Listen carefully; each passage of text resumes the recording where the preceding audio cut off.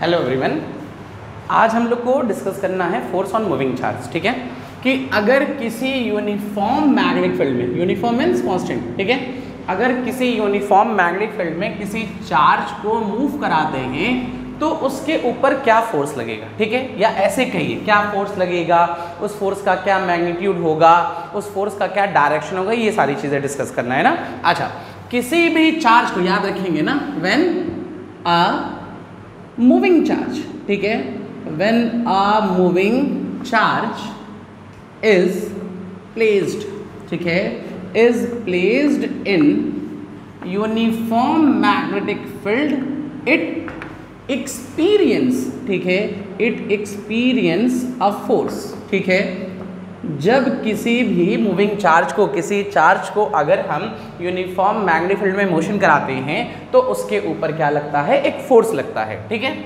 अच्छा अब इसका रीजन देखते हैं। ठीक, रीजन, ठीक है, इसका रीजन ये है, पहली बात ध्यान से देखिएगा। ठीक है, देखिए अगर जो चार्ज है वो मूव कर रहा है, ठीक, तो मूविंग चार्ज, ठीक है, मूविंग चार्ज है, कांस्टेंट वेलोसिटी हम सपोज करें, हम मान लिए वेलोसिटी कांस्टेंट है, ठीक, moving charge produces magnetic field, ठीक है, एंड ठीक, moving charge magnetic field produce करेगा और उस चार्ज को मैग्नेटिक फील्ड में रखा गया है, and there is an external magnetic field, external magnetic field which या magnetic field, these two magnetic field create a force। ठीक है, ये जो दो मैग्नेटिक फील्ड होगा, ये दो मैग्नेटिक फील्ड हमारा क्या क्रिएट करेगा, फोर्स क्रिएट करेगा। फिर से बोल रहे हैं, किसी चार्ज को अगर मैग्नेटिक फील्ड में रखते हैं तो उसके ऊपर फोर्स लगता है। क्यों लगता है? क्योंकि चार्ज अगर मूव कर रहा है तो मूविंग चार्ज, कांस्टेंट वेलोसिटी हम सपोज किए हैं, मूविंग चार्ज है, उसकी वेलोसिटी कांस्टेंट है, तो वो मैग्नेटिक फील्ड प्रोड्यूस करेगा। और एक मैग्नेटिक फील्ड चार्ज का, ठीक है, moving charge produces magnetic field, ठीक, और एक हमारा जो है कैसा मैग्नेटिक फील्ड है, एक्सटर्नल मैग्नेटिक फील्ड। दो मैग्नेटिक फील्ड हैं तो ये दोनों मैग्नेटिक फील्ड एक दूसरे को या तो अट्रैक्ट करेंगे या तो रिपेल करेंगे, दोनों ही कंडीशन में फोर्स लगेगा। वही हम लोग फोर्स पढ़ने जा रहे हैं ना। अच्छा, जो लगने वाला फोर्स होता है वो वेलोसिटी के, ठीक है, वो चार्ज के, वो मैग्नेटिक फील्ड के, और वो साइन थीटा, ठीक है, sine theta, theta is angle between, ठीक है, V एंड B, ठीक है, जहां पे जो थीटा है वो हमारा एंगल है, किसमें वेलोसिटी और मैग्नेटिक फील्ड में। ठीक है, तो इन चार फैक्टर्स पर डिपेंड करेगा। तो F is proportional to QVB sine theta, यहाँ प्रोपोर्शनलिटी कांस्टेंट 1, तो F is equal to QVB sine theta. ठीक है, तो जो लगने वाला फोर्स आ गया वो हमारा QVB साइन थीटा है, जहां पे ये फोर्स है, ये चार्ज है, ये वेलोसिटी, ये magnetic field. Theta is angle between velocity and magnetic field. अच्छा, अगर इसी फोर्स को हम वेक्टर फॉर्म में लिखें, ठीक है, V F is equal to Q तो स्केलर है ना, तो बचा हमारा क्या, V क्रॉस B। ठीक है, जो भी हमारा फोर्स आया वो फोर्स को अगर वेक्टर फॉर्म में लिखते हैं, ठीक, तो वो वेक्टर फॉर्म हमारा क्या आ गया, V क्रॉस B, या ऐसे कह सकते हैं, ठीक है, V क्रॉस B का जो डायरेक्शन होगा, ठीक, जो डायरेक्शन V क्रॉस B का होगा वही डायरेक्शन हमारा फोर्स का होगा। बस इसमें कि जैसे मान लीजिए ये V है, ठीक है, ये V है, ये B है, ठीक, समझिएगा, ध्यान से मेरी बात समझिएगा। ठीक है, अगर ये V है और ये B है, ठीक है, तो V क्रॉस B हम लोग, अच्छा, A क्रॉस B का जो डायरेक्शन निकालते हैं, ये A है, ये B है, A क्रॉस B का जो डायरेक्शन निकालते हैं राइट हैंड रूल से निकालते हैं ना। देखिए हम लेफ्ट से लिखते हैं तो ये मेरा राइट है, हम लेफ्ट से लिखते हैं ना, ठीक है, तो ये राइट है तो A पे रखेंगे, A से B तो इधर बाहर आ रहा है ना, A पे रखेंगे, B पे जाएंगे, तो क्रॉस B, तो वैसे ही V क्रॉस B, देखिए V ऐसे है ना, B ऐसे, तो V क्रॉस B का डायरेक्शन ऊपर आ गया। ठीक है, V क्रॉस B का डायरेक्शन अगर ऊपर है तो यही डायरेक्शन हमारा फोर्स का है। ठीक, जो फोर्स है वो वेलोसिटी के कैसा, perpendicular, force is perpendicular to velocity, force is perpendicular to magnetic field. ठीक है, जो फोर्स होगा, लगने वाला जो फोर्स है वो हमारा फोर्स वेलोसिटी के और मैग्नेटिक फील्ड के दोनों के परपेंडिकुलर। और जब भी हम फोर्स का डायरेक्शन निकालेंगे तो फोर्स का डायरेक्शन वही होगा जो डायरेक्शन हमारा v क्रॉस b का होगा। तो फोर्स का फॉर्मूला हो गया QVB। अगर वेक्टर फॉर्म में देखेंगे तो QVB हमारा साइन थीटा, जहां पे थीटा हमारा एंगल है और ये थीटा एंगल हमारा किसके किसके बीच में है, v और b में। अच्छा, और कुछ देखते हैं, देखिए और इसके आगे कंटिन्यू करते हैं, सुनिएगा आप एक एक करके, बहुत इंटरेस्टिंग है ये, ठीक है। चलिए हम लोग देख चुके फोर्स का जो मैग्नीट्यूड है F is equal to QVB sine theta या मैक्सिमम ये ले रहे हैं ना, ठीक है। अब अगर यहाँ पे हम यहाँ से मैग्नेटिक फील्ड का यूनिट निकालना चाहें तो magnetic field B is equal to लिख सकते हैं, इसको हम छोड़ दें Q/V, ठीक है, ये कांस्टेंट है ना, ठीक। अच्छा, फोर्स का जो यूनिट होता है वो क्या होगा, न्यूटन, चार्ज का क्या, कूलॉम, वेलोसिटी का मीटर पर सेकेंड, इसी को हम क्या कहेंगे, टेस्ला, ठीक है। One tesla is equal to 1 newton second पर कूलॉम मीटर, ये हमारा है, ठीक। देख लीजिए B की जगह F/QV, F का न्यूटन, Q का कूलॉम, V का मीटर पर सेकेंड ऊपर, ये हमारा टेस्ला है। और इसी को अगर हम, ये SI में है ना, अगर सीजीएस में लिखना चाहें तो डाइन लिख लेंगे, सेकेंड लिख लेंगे, कूलॉम का स्टार्ट कूलॉम लिख लेंगे, मीटर का सेंटीमीटर लिख लेंगे, ये हमारा क्या आ जाएगा, गॉस, ठीक है। और 1 टेस्ला जो होता है 10⁴ गॉस होता है, ठीक है।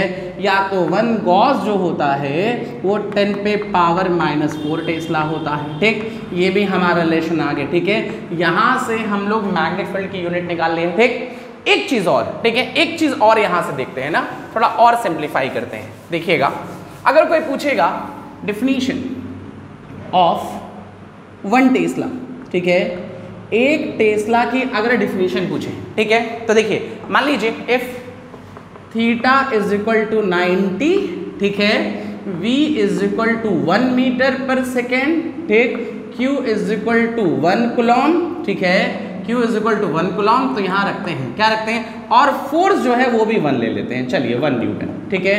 तो b की जगह क्या रख सकते हैं हम लोग, b is equal to F/QV sine theta, और सारी वैल्यू रखेंगे तो ये वैल्यू 1 टेस्ला आएगा, ठीक है। तो क्या रखेंगे, अगर 1 कूलॉम चार्ज, ठीक, अगर 1 कूलॉम चार्ज जो 1 मीटर पर सेकंड की वेलोसिटी से मूव कर रहा है, ठीक है, वो किसी इलेक्ट्रिक फील्ड में परपेंडिकुलर मूव करे और उस पर लगने वाला फोर्स 1 न्यूटन हो, तो वहां पे जो इलेक्ट्रिक फील्ड प्रोड्यूस होगा, जो भी इलेक्ट्रिक फील्ड होगा, उसको क्या कहेंगे, 1 टेस्ला। अगर कोई यूनिट चार्ज 1 कूलॉम चार्ज या तो यूनिट चार्ज कितने वेलोसिटी से, 1 मीटर पर सेकंड स्क्वायर वेलोसिटी से मूव करे किसी मैग्नेटिक फील्ड में, ठीक है, मैग्नेटिक फील्ड के परपेंडिकुलर डायरेक्शन में, और उस पे लगने वाला जो फोर्स हो अगर 1 न्यूटन होगा, तो वहां पे जो भी मैग्नेटिक फील्ड आएगा उसको क्या कहेंगे, 1 टेस्ला। तो क्या लिखेंगे, इफ, ठीक है, यूनिट चार्ज, ठीक, इफ यूनिट चार्ज का मतलब 1 Coulomb, if unit charge moving with velocity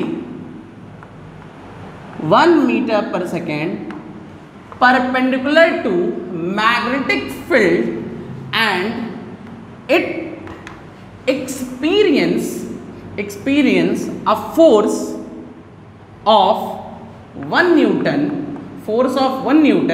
then magnetic field, then या ऐसे के लिए then magnitude of magnetic field is called 1 Tesla, ठीक है।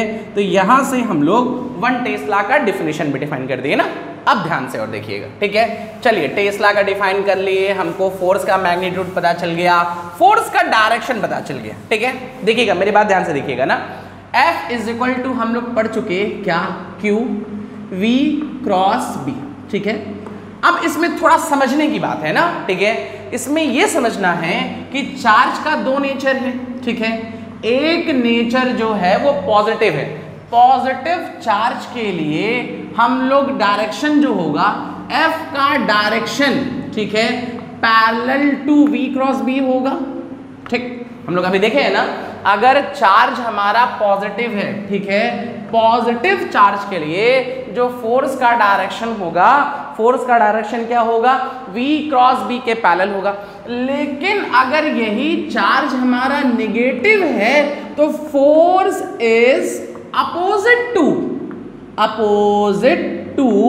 v क्रॉस b, याद रखिएगा, ठीक है। फोर्स का डायरेक्शन v क्रॉस b के पैरेलल होता है। v क्रॉस b के पैरेलल तब होगा जब पॉजिटिव चार्ज होगा, लेकिन अगर नेगेटिव चार्ज होगा तो जो फोर्स का डायरेक्शन होगा वो v क्रॉस b के कैसा होगा, अपोजिट।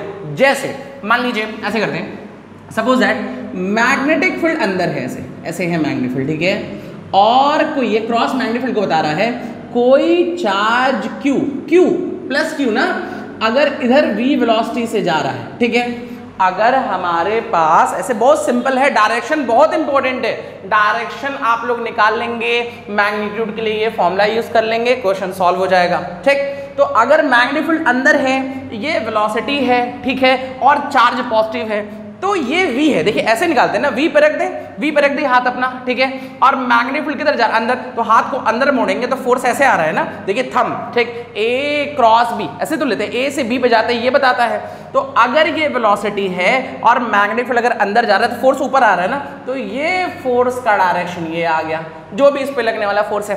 अगर यही क्वेश्चन ऐसे कर दे, मान लीजिए अगर ये हमारा क्रॉस है, ये हमारा v वेलोसिटी है और ये माइनस q चार्ज है, ठीक, अगर ये माइनस q चार्ज है तो फिर से v क्रॉस b का डायरेक्शन निकालिए, ऊपर आ रहा है ना, अगर फोर्स का डायरेक्शन ऊपर आ रहा है, ठीक, यहाँ पे v क्रॉस b का डायरेक्शन ऊपर आया, लेकिन जो फोर्स का डायरेक्शन होगा v क्रॉस b के लिए अपोजिट, तो फोर्स अगर v क्रॉस b ऊपर आ रहा है तो फोर्स किधर, नीचे, ठीक, v क्रॉस b के डायरेक्शन में ही फोर्स होगा, पॉजिटिव के लिए, नेगेटिव के लिए अपोजिट। जैसे एक और करते हैं, ठीक है, और पॉसिबल केस देखते हैं। मान लीजिए ऐसे कह दें, सपोज दैट, मान लीजिए चलो एक और लेते हैं, ये माइनस, ये डॉट, ये v वेलोसिटी है, ठीक है, ये पॉजिटिव चार्ज q है, v वेलोसिटी से जा रहा है, ठीक। अब मैग्नेटिक फील्ड किधर है, बाहर। अच्छा यही चीज नेगेटिव चार्ज का भी ले सकते हैं, मान लीजिए ये ऐसे है, फिर से ये हमारा नेगेटिव चार्ज है, ये v वेलोसिटी से जा रहा है, ठीक है, ये v वेलोसिटी से। अच्छा आप ध्यान से देखिएगा ना, हम आपको v पे रख दिए, ठीक है, v पे रखे हैं और मैग्नेटिक फील्ड बाहर है, तो बाहर जाएंगे ना, ऐसे बाहर जाएंगे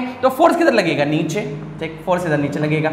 इसमें v ऐसे है मैग्नेटिक फील्ड, तो इसमें नीचे आ रहा है ना v क्रॉस b, अगर v क्रॉस b नीचे तो फोर्स किधर, ऊपर, ये हमारा डायरेक्शन हो गया। बस इनमें और लिख सकते हैं, देखिएगा, और पॉसिबल केस ऐसे ले सकते हैं, मान लीजिए, ठीक, अगर ऐसे सपोज करिए नॉर्थ साउथ हमारा, ठीक है, ईस्ट वेस्ट ऐसे हो गया, ठीक है, अगर मैग्नेटिक फील्ड अंदर है, ठीक है, मैग्नेटिक फील्ड ऐसे अंदर है, ये प्लस q चार्ज है, ठीक, ये इधर वेलोसिटी से जा रहा है, ठीक है, तो वेलोसिटी ऐसे जा रही है ना, ऐसे वेलोसिटी ये है, मैग्नेटिक फील्ड अंदर, फोर्स किधर, इधर हो गया, देखिए ऐसे फोर्स का डायरेक्शन ये हो गया, ठीक है। अगर यही चीज ऐसे रखे होते, ये नॉर्थ होता, ये साउथ होता, minus q charge velocity v, तो v क्रॉस b, ये फोर्स अंदर, तो इसका ये फोर्स का डायरेक्शन अपोजिट। तो बहुत सिंपल सा है, ठीक है, v क्रॉस b का जो डायरेक्शन होगा वही फोर्स का डायरेक्शन होगा, किसके लिए, पॉजिटिव चार्ज के लिए, लेकिन नेगेटिव चार्ज के लिए जो v क्रॉस फोर्स का डायरेक्शन होगा वो v क्रॉस के कैसा होगा, अपोजिट, या तो एंटी पैरेलल कह सकते हैं ना। चलिए और कुछ देखते हैं, देखिएगा,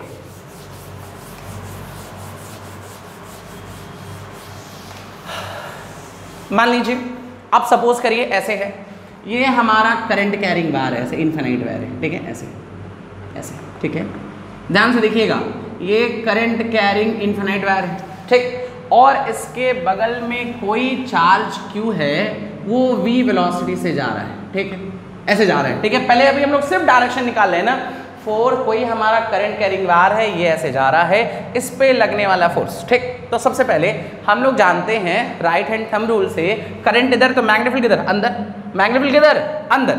अगर मैग्नेटिक फील्ड अंदर आ गया, ऐसे मैग्नेटिक फील्ड आ गया, ठीक है, क्रॉस, ठीक। अब अगर मैग्नेटिक फील्ड अंदर आ गया तो फोर्स का डायरेक्शन v, और ये b अंदर ना b, ठीक, तो इधर डायरेक्शन आ रहा है तो फोर्स हमारा ऐसे लगेगा, ठीक है।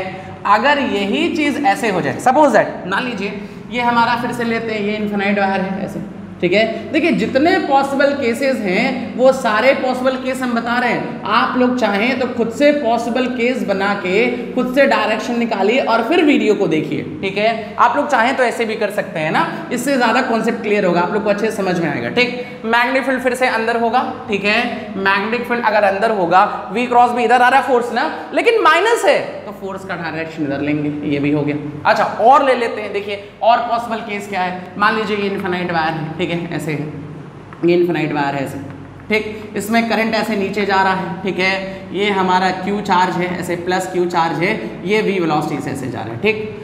अब अगर इसमें करंट नीचे है तो इसके लिए तो अंदर होगा, लेकिन इसके लिए मैग्नेटिक फील्ड किधर होगा, बाहर, डॉट, ठीक है। अगर मैग्नेटिक फील्ड बाहर होगा तो ये V है, ये B है, तो ये किधर होगा, फोर्स इधर डायरेक्शन आ गया ना। अगर यही चीज मान लीजिए और ले लेते हैं, देखिए जितने पॉसिबल केसेस है सब ले रहे हैं, ये इधर, ये हमारा Q चार्ज V वेलोसिटी जा रहा है, फिर से मैग्नेटिक फील्ड हमारा बाहर होगा, ये V वेलोसिटी है, V क्रॉस B है ना, फोर्स बाहर, लेकिन ये माइनस चार्ज अगर है तो फोर्स किधर होगा, अंदर। और ले लेते हैं, मान लीजिए ये वायर ऐसे, देखिए ऐसे, ये हमारा है वायर I, इसमें हमारा चार्ज जो है ऐसे जा रहा है, चलिए Q चार्ज है V वेलोसिटी से, ठीक। अब इस पे फोर्स का डायरेक्शन तो देखिएगा, ये ऐसे है ना, ऐसे देखिए, अगर ये करंट ऐसे तो मैग्नेटिक फील्ड किधर होगा, अंदर, तो मैग्नेटिक फील्ड इस पॉइंट पे अगर अंदर आ रहा है तो फिर से V क्रॉस B, तो फोर्स किधर आ गया, इधर आ गया। लेकिन अगर यही माइनस Q चार्ज होता, V से जाता, तो जो फोर्स इधर आ रहा था वो इधर आएगा, काम खत्म। यही हमारा डायरेक्शन है। अगर आप लोग को जो ये फोर्स पढ़ रहे हैं, फोर्स का जो डायरेक्शन निकालना है तो V क्रॉस B यूज करेंगे। पॉजिटिव चार्ज के लिए जो फोर्स का डायरेक्शन होगा V क्रॉस B के पैरेलल होगा, बट नेगेटिव चार्ज के लिए जो फोर्स का डायरेक्शन होगा वो V क्रॉस B के अपोजिट डायरेक्शन होगा। और करंट कैरिंग कहीं बाहर दे देगा तो सबसे पहले मैग्नेटिक फील्ड का डायरेक्शन निकाल लेंगे और फिर V क्रॉस B निकालेंगे। और V क्रॉस B का डायरेक्शन कैसे हम लोग निकालेंगे, राइट हैंड रूल से ना। अच्छा अब और देखिएगा केस, मान लीजिए ऐसे ले लें, ठीक है। पॉसिबल केसेस क्या हैं, देखिए F हम लोग जानते हैं, F is equal to QVB sine theta, ठीक है। अब ले लें F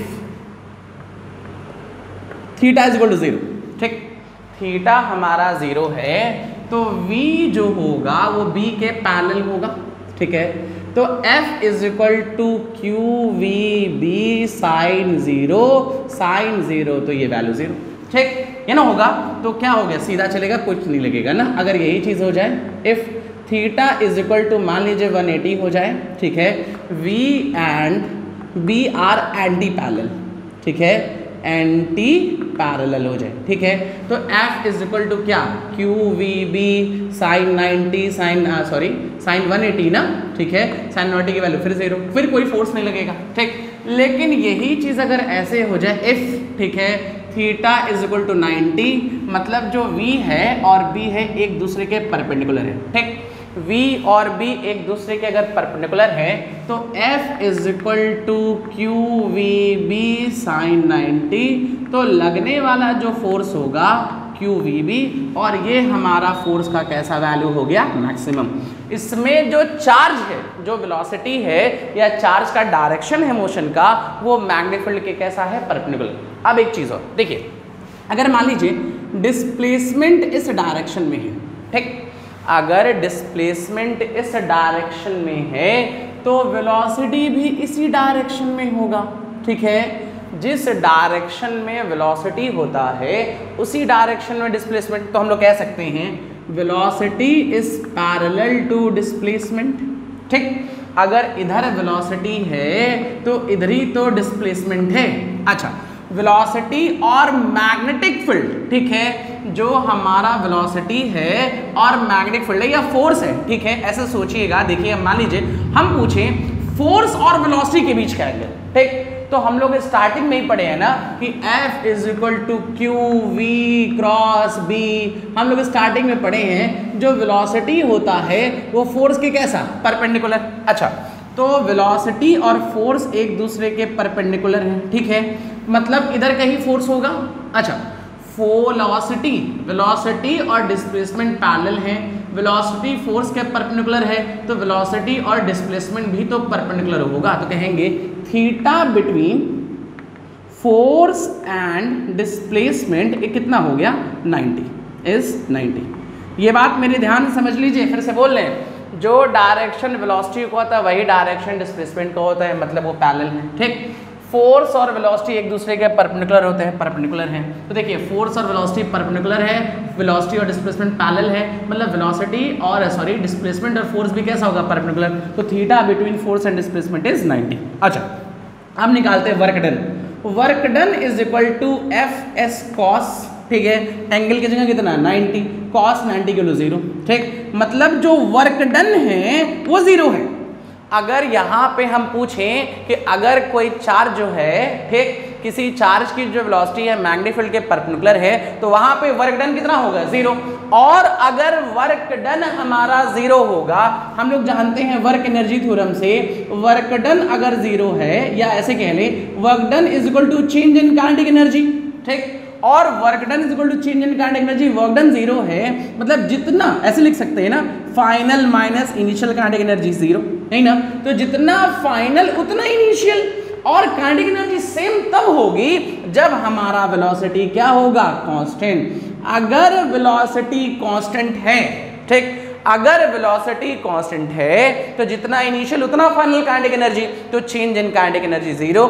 मतलब कि अगर कोई चार्ज, मेरी बात ध्यान सुनिएगा, अगर कोई चार्ज, इसी से रिलेटेड अगला टॉपिक है, ठीक है, अगर कोई चार्ज हमारा वेलोसिटी जो होगा, ठीक है, चार्ज का, वो मैग्नेटिक फील्ड के अगर परपेंडिकुलर हो जाए, ठीक है, तो उस कंडीशन में उसकी वेलोसिटी तो कांस्टेंट रहेगी, but direction of charge changes, ठीक है, वहां पे चार्ज का डायरेक्शन चेंज होता रहेगा, ठीक है, चार्ज सीधा ऐसे जा रहा था फिर मुड़ने लगेगा, है ना, कि अगर ये मैग्नेटिक फील्ड है, ये चार्ज है परपेंडिकुलर है, तो चार्ज हमारे से मुड़ के जाएगा, ठीक। लेकिन यहाँ पे वेलोसिटी क्या रहेगी, कांस्टेंट। 3 केसेस हैं कि पैरेलल हो या एंटी पैरेलल, कोई फोर्स नहीं लगेगा, लेकिन इसमें फोर्स लगेगा, फोर्स की मैक्सिमम वैल्यू होगी, बट इस कंडीशन में वेलोसिटी कांस्टेंट रहेगी, बट जो डायरेक्शन होगा वो चेंज होता रहेगा। ये हमारा 3 पॉसिबल केस हो गया ना। चलिए इसके बाद देखिए,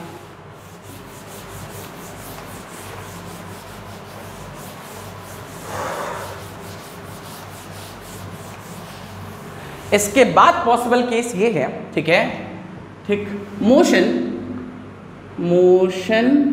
of charge in uniform magnetic field, ठीक है, यूनिफॉर्म मैग्नेटिक फील्ड में हमको चार्ज का मोशन देखना है ना, कि चार्ज का पाथ क्या होगा, या पाथ देख लेते हैं ना, मोशन ना देखे, पाथ ऑफ चार्ज, ठीक है, चलिए पाथ देख लेते हैं, ठीक है। अच्छा, अब किसी चार्ज को, ठीक है, किसी चार्ज को हम लोग यूनिफॉर्म मैग्नेटिक फील्ड में मूव करा रहे हैं, ठीक, यूनिफॉर्म मैग्नेटिक फील्ड में अगर मूव करा रहे हैं तो इसमें 3 पॉसिबल केस हो सकते हैं, जो अभी डिस्कस किए थे ना, वही चीज है। सबसे पहला केस क्या होगा, फर्स्ट, ठीक है, if theta is equal to 0, मतलब कि वेलोसिटी और मैग्नेटिक फील्ड एक दूसरे के पैरेलल हैं, तो लगने वाला फोर्स कितना, 0। अगर ये मैग्नेटिक फील्ड है, ऐसे ऐसे सोचिएगा, ऐसे ये हमारा मैग्नेटिक फील्ड है, ठीक, और कोई चार्ज जो है Q, वो v वेलोसिटी से ऐसे चल रहा है, तो दोनों एक दूसरे के कैसे हैं, पैरेलल, तो लगने वाला फोर्स कितना, 0। तो path is straight line, path is straight line, ठीक है, इस कंडीशन में पाथ स्ट्रेट लाइन होगा, ठीक। अच्छा, अब केस 2 ले लेते हैं, ठीक है, if theta is equal to 180, ठीक है, मान लीजिए ये मैग्नेटिक फील्ड ऐसे है, ठीक है, और ये वेलोसिटी का जो डायरेक्शन है चार्ज का वो ऐसे है, ठीक है, एक दूसरे के अपोजिट है ना, तो force is equal to again 0, ठीक, तो पाथ अगेन क्या हो गया, पाथ इज स्ट्रेट लाइन, ठीक है। लेकिन अब तीसरा केस आता है, तीसरा केस ये है, ठीक है, if theta is equal to 90, ठीक है, थीटा हमारा 90 है, तो इस कंडीशन, जैसे मान लीजिए ये मैग्नेटिक फील्ड है, ऐसे है ना, और अगर कोई चार्ज q v वेलोसिटी से जा रहा है, ऐसे जा रहा है, ठीक है, अगर कोई चार्ज q v वेलोसिटी से जा रहा है, ठीक, मेरी बात ध्यान समझिएगा, ये वेलोसिटी है, मैग्नेटिक फील्ड अंदर है, तो फोर्स किधर, ऊपर, फोर्स ऊपर ऐसे लगा, ऐसे फोर्स लगा, ठीक, देखिए।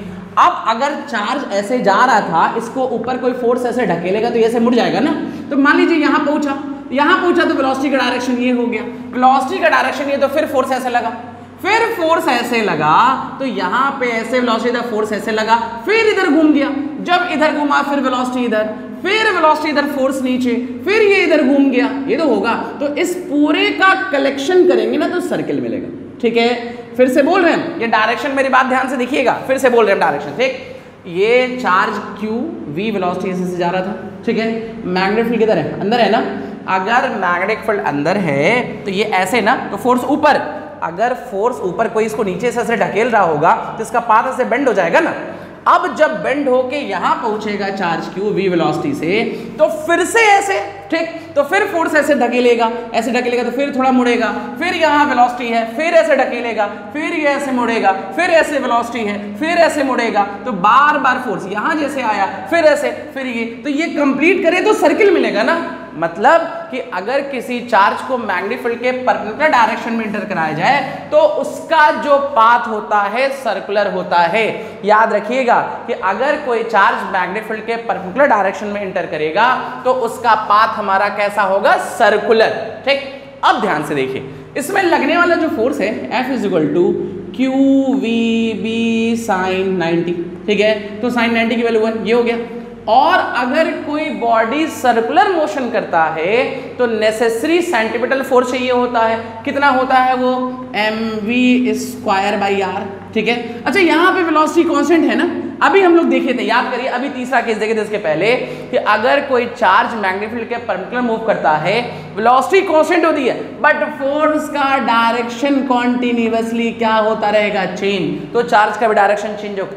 अच्छा, तो यहां से v से v कैंसिल, r की जो वैल्यू आ गई, ठीक है, mv/ कितना, qb, ये हमारा फॉर्मूला आ गया किसका, रेडियस का, ठीक है। जो रेडियस आया वो mv/qv, रेडियस मास के डायरेक्टली है, वेलोसिटी के डायरेक्टली है, ठीक है।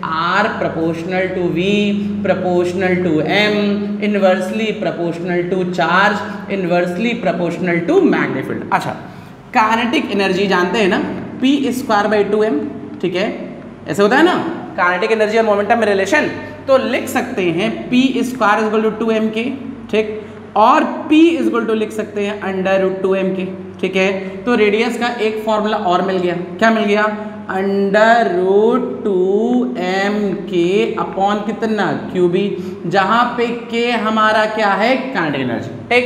काइनेटिक एनर्जी के लिए हम लोग दो फॉर्मूला देख लिए। अच्छा, अब और देखिएगा, ठीक है, अगर हम टाइम पीरियड पूछें, ठीक है, अगर हम, अच्छा, एक चीज और कह सकते हैं कि जो रेडियस है वो काइनेटिक एनर्जी के कैसा है, स्क्वायर रूट के डायरेक्टली है, ठीक। और यही पे मान लीजिए हम ऐसे कहें, एक चीज और देखिए कि रेडियस का स्क्वायर प्रोपोर्शनल टू k ना, ठीक, जो रेडियस का स्क्वायर है वो प्रोपोर्शनल टू k है, और ये हमारा किसके फॉर्म में है, y² प्रोपोर्शनल टू x। तो अगर इन दोनों में ग्राफ बनाते हैं ना, तो ये ग्राफ हमारा किसका है, पैराबोला, तो इसका ग्राफ हमारा कैसा बनेगा, पैराबोलिक, ठीक है। r और k में जो ग्राफ बना है, r² में, r और k में, तो ग्राफ हमारा कैसा बनेगा, पैराबोलिक, ठीक है। चलिए अब जरा ध्यान से देखिएगा, पैराबोलिक आप लोग याद रखिएगा, r और v में बनाएंगे तो स्ट्रेट लाइन बनेगा। अच्छा, अब एक चीज देखिए, अगर हम टाइम पीरियड पूछे, ठीक है, तो speed = distance upon time, time = distance upon speed, ठीक। और टाइम पीरियड का मतलब एक रोटेशन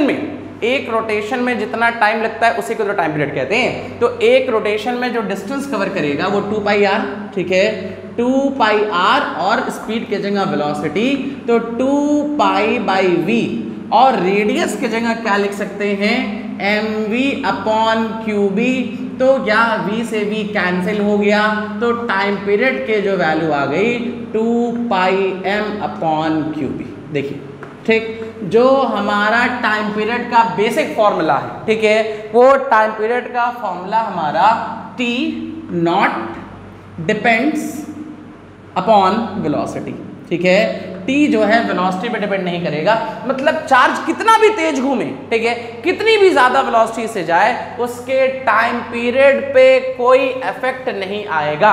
और अगर हम यही फ्रीक्वेंसी का फॉर्मूला पूछें तो फ्रीक्वेंसी = 1/t, तो यहां से लिख सकते हैं qb/2πm, ठीक। टाइम पीरियड आ गया, फ्रीक्वेंसी आ गया। अगर इसी क्वेश्चन में हम एंगुलर फ्रीक्वेंसी पूछें तो लिखते हैं ना 2πf, ठीक। तो यहां से अगर वैल्यू रखें 2πf के जगह qb/2πm, तो ये कैंसिल ना, क्या बचेगा, qb/m, ये हमारा एंगुलर फ्रीक्वेंसी या एंगुलर वेलोसिटी आ गई। याद रखिए ये सब, ठीक है। फिर से बोल रहे हैं हम लोग, पाथ देखे, जब पैरेलल हो चाहे एंटी पैरेलल हो तो पाथ हमेशा कैसा होगा, स्ट्रेट लाइन। लेकिन अगर परपेंडिकुलर होगा तो पाथ कैसा होगा, सर्कुलर। देख लीजिए ये वेलोसिटी है, अंदर मैग्नेटिक फील्ड है, तो फोर्स किधर, ऊपर। अब ऊपर ढकेल लिया, यहां गया, तो फिर वेलोसिटी है, फिर फोर्स इधर, फिर वेलोसिटी, फिर इधर, फिर फोर्स, फिर, तो बार बार अंदर ही तो आ रहा है सेंटर की तरफ, इसलिए इसका पाथ हमारा कैसा हो गया, सर्कुलर हो गया। और सर्कुलर का रेडियस आ गया, एक बार वेलोसिटी के टर्म में, एक बार काइनेटिक एनर्जी के टर्म में, फिर हम लोग टाइम पीरियड का फॉर्मूला निकाल लिए, फिर हम लोग फ्रीक्वेंसी का फॉर्मूला निकाल लिए, फिर हम लोग एंगुलर फ्रीक्वेंसी का फॉर्मूला निकाल लिए। इतने केसेस हम लोग सॉल्व किए हैं, हम लोग आज 3 केस देखे हैं।